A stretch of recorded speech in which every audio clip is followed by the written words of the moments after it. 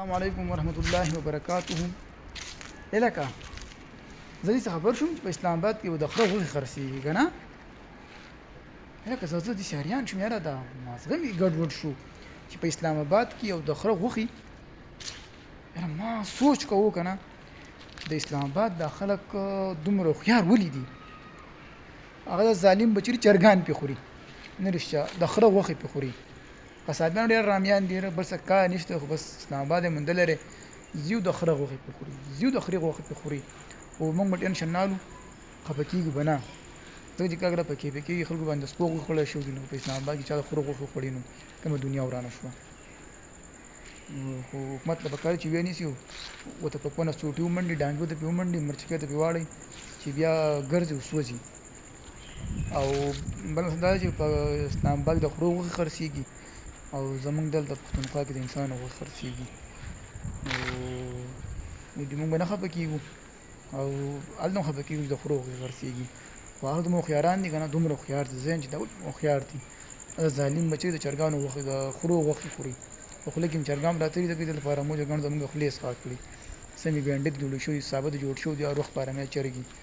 خدای دې غر کړي. دغې موږ ډېر بې غیرته کړو د کار روزګار یې وایستو او د خره غوښه دا څومره ظالم جابر خلک دي اورې دا به خلکو کور ته وړي ښایسته کړایۍ به کې کړي مټن کړایۍ به کې کړي چارګوش به کې پخ کړی کابلی پلاو به کې پخ کړی بریانۍ به کې پخ کړي. یاره ظالم بچي دي په دې کې به دوی کم کم څه خوړلي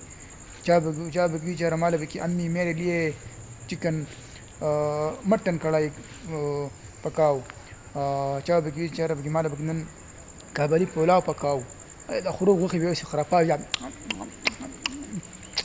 خرپا به ایستلي خرپا اوري د خره غوښه ده نو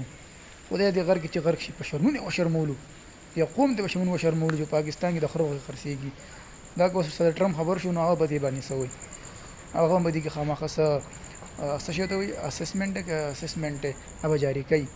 نو د هغې انتظار به موږ کوو چې په هغې ټرمپ بایي څه وایي. خدای دې غر کړي بایي سړي بچی نه دی غټ نه سړي زوی دی الله یې د سوربګي غر کړي. خو خیر د خرو غوښو به مونږ معلومات وکړو چې د خوراک څه پیدې دي که نه نو که پیدې میدې وي نو بیا به زموږ په دې علاقه کې زموږ د قصابان چې کوم دا بیا خره حلالوي او دا کړایانې به یو دا پولاونه به یو دا سیخان به یو دا تکیې به یو مزې به چرچې به یې اورې خفه کېږو به نه دا میاشت کې ګپ ولګوو الله دې غر کړي چې په اسلام آباد والا باندې خره غوښې خوري او هلته بیا دومره غټ انجینران